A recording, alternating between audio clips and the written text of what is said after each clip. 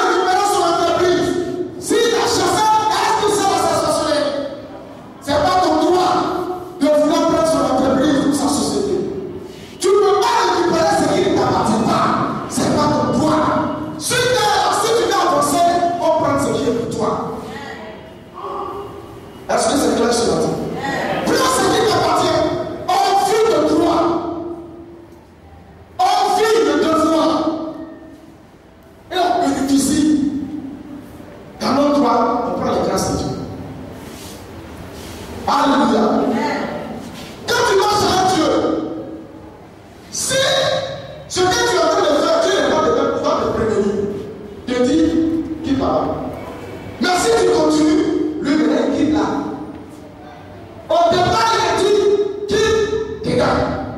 Quitte dans le péché, quitte dans le mal, quitte dans ce que tu fais, je ne suis pas avec toi.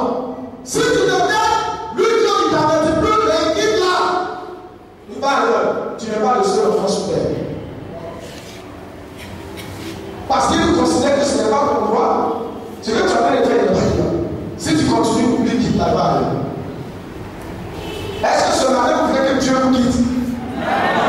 Est-ce que tu veux que le Saint-Esprit quitte? Mais si tu veux que le Saint-Esprit soit ici, il faut faire ce qui est ton droit là. Il faut faire ça.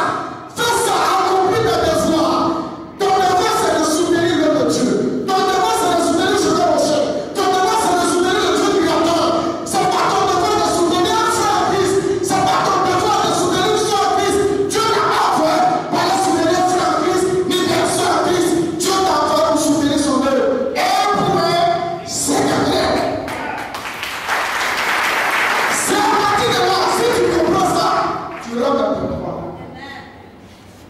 Mais l'argent que Dieu te donne, si tu peux faire autre chose, quand tu viens lui demander tes droits, il dit tu vas faire quoi pour moi? Parce que ta parole, qu'est-ce que tu as fait? C'est encore dit. Vous donnez aux autres. Nous qui prêchons, vous ne donnez pas.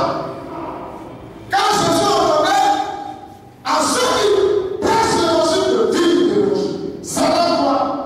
Si aujourd'hui tu donnes l'argent à Dieu missionnaire, c'est son droit. Si tu donnes l'argent à missionnaire, c'est son droit. Si tu donnes l'argent à mon frère de là, tu te dis, c'est pas son droit. Toi, c'est pas ton droit. Toi, c'est pas ton droit. Il peut t'apporter une aide, mais pas connaissance de faire le besoin. Quand il prend l'argent, il dit, tiens, je donne l'argent à soeur, je donne ça à Dieu. Dans ce sens-là, quand tu dis je donne à Dieu, est-ce qu'elle est consacrée? Répondez-moi. Si elle prend, elle n'est pas dans son droit. Toi, tu n'es pas en train d'accomplir ton devoir. Donc, vous êtes dans le problème. Tu vas avancer dans la vie. Il faut accomplir tes devoirs. Et maintenant, tu rentreras dans tes droits.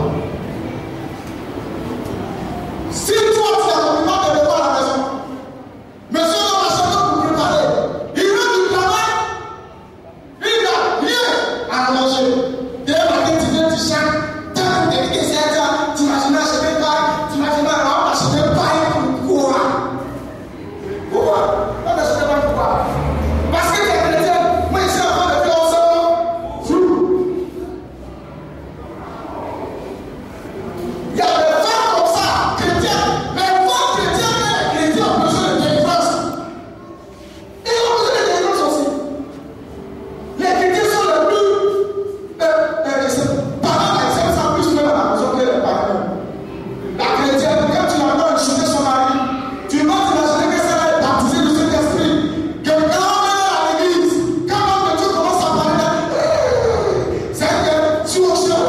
Mais quand elle arrive à la maison, mon Dieu, elle peut dire, et ça, elle demande au Seigneur, donne-moi un foyer stable. La stabilité de ton foyer, c'est toi-même. C'est pas à Jésus de le faire ça. Si tu veux soulever ton patron au travail tous les jours, tu demandes au Seigneur Jésus de donner le travail, Jésus te connaît, Jésus sait que si tu donnes le travail, tu vas devenir un voyou de ton entreprise, tu vas prier matin et soir, tu n'auras pas de travail. Change de comportement un peu, change de manière d'être. Laisse Jésus-Christ se manifester à travers toi. Laisse Jésus-Christ te donner un sens à ta vie. Laisse Jésus-Christ t'apporter plus que ce que tu penses avoir. Si toi-même tu veux t'aider, tu ne pourras pas. Laisse Jésus t'aider. Si toi-même tu veux faire ton effort pour changer, tu ne pourras pas. Laisse Jésus te changer. Parce qu'au fur et à mesure que tu dis, toi-même tu veux faire des efforts pour changer, tu vas te détruire. Mais si tu dis à Jésus, viens me changer. Viens que je puisse accomplir mes devoirs avec toi et rentrer dans mes devoirs. Quand le Saint-Esprit va commencer son travail, tu seras un homme va aller de victoire en victoire.